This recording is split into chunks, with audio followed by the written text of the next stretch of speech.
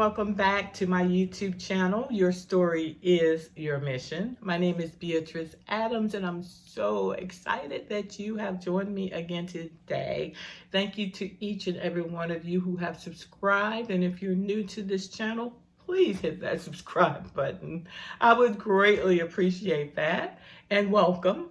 And I need you to hit that subscribe button because I need YouTube to know that you support my channel. So, hey, please subscribe.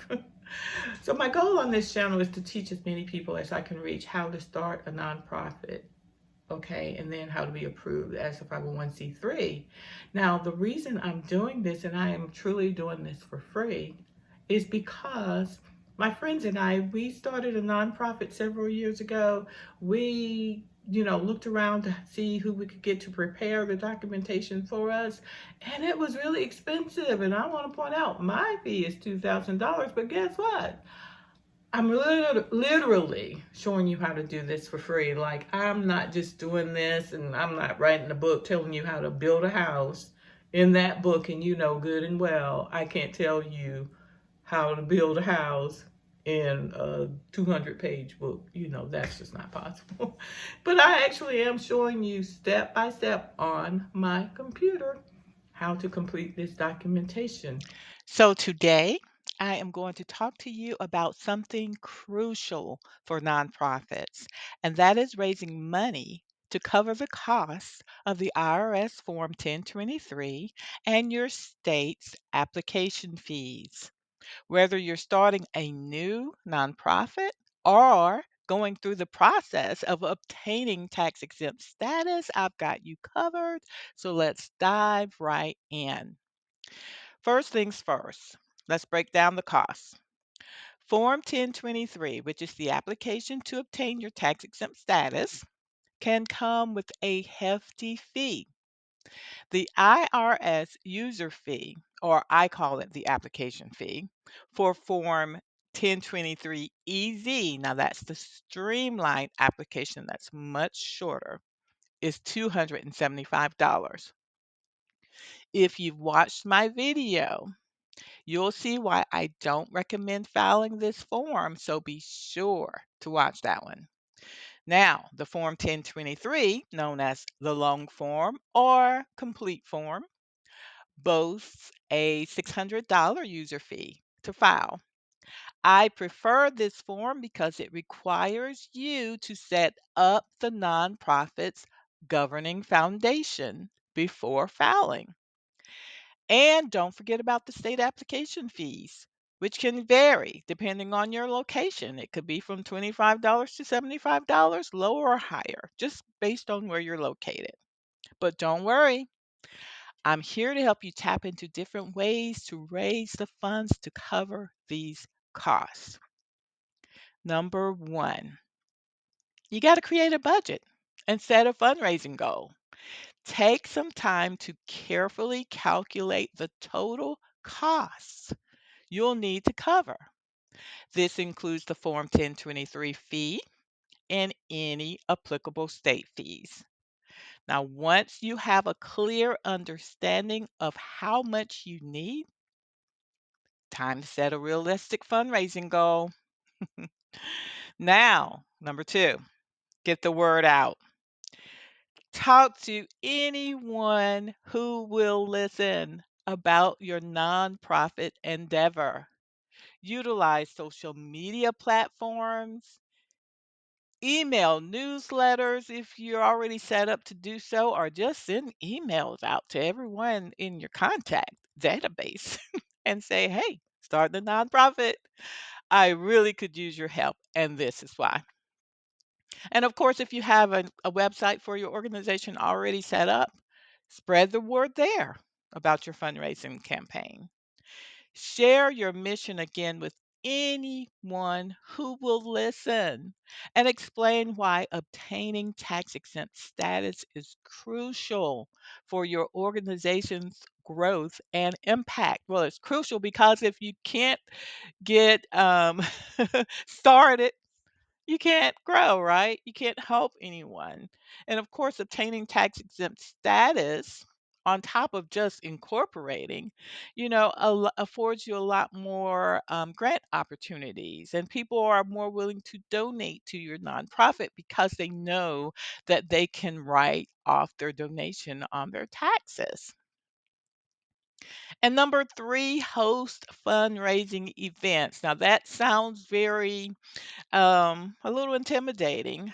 Now, if you're already a nonprofit, you're probably used to this sort of thing.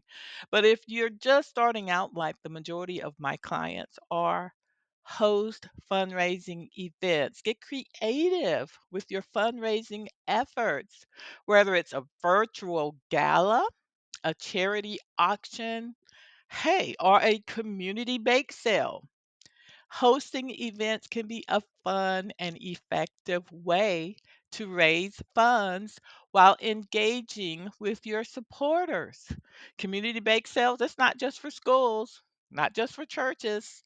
Hey, you're trying to do something too. You're trying to get this nonprofit going and started. Let's do it. Let's do it.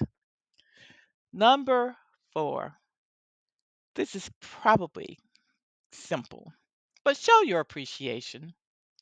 Show appreciation. Don't forget to thank your donors and supporters for their generosity. After they hand you over their hard earned money, thank them. Thank them.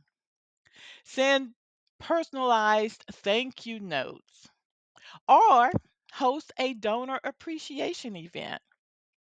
That can go a long way in building meaningful relationships. Now, don't spend too much on your donor appreciation event, okay? Because then you're just wiping out the money that they gave you to actually get started. So keep it very simple. So what I would actually do is send personalized thank you notes to each one for donating to you, along with the receipt, of course. You want to give them a receipt for donating. But the donor appreciation event is very something that I think could be exciting, and it's also another opportunity to ask for more funds because you're going beyond your just your application fees, for the IRS and for the state. You really want to, maybe you could use that event to engage to see who is willing to offer an in-kind service. Maybe they are an accountant, or maybe they are an attorney, someone who may be willing to offer you advice or do your books for minimal amount or for free. Who knows? Well, an in-kind service is for free. But there you go. There you have it. A step-by-step guide on how to raise money to cover the cost of the Form 1023 and state application fees. Remember, with dedication, creativity, and the support of your community, you can achieve your fundraising goals and take the next step in making a positive impact through your nonprofit. And before I wrap up, I want to leave you with a powerful reminder. Ye have not because ye ask not. I didn't make that up. It's in the Bible. Ye have not because ye ask not. I remember my grandma, Wandine, actually, it's my husband's grandmother. She told me that a long time ago when I had small children and I needed, a break. She said, "Hey, ask. Ask us to keep them. Sure, we're going to keep them whenever we want to, but when you need us to keep them, ask us." And she told me, well, she called me B, you ye have not because ye ask not. So sometimes all it takes is a simple ask to make a significant difference. Don't hesitate to reach out to your network, your community, and beyond. You'll be surprised by the support you receive when you boldly ask for it.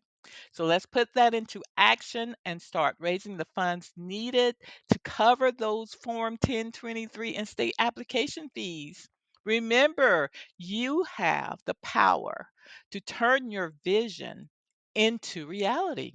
Keep asking, keep striving, and keep changing the world for the better. I thank you so much for watching. If you found this video helpful, don't forget to like and share and subscribe for more tips and resources on nonprofit management. Until the next time, keep making a difference, and I'll see you in the next video.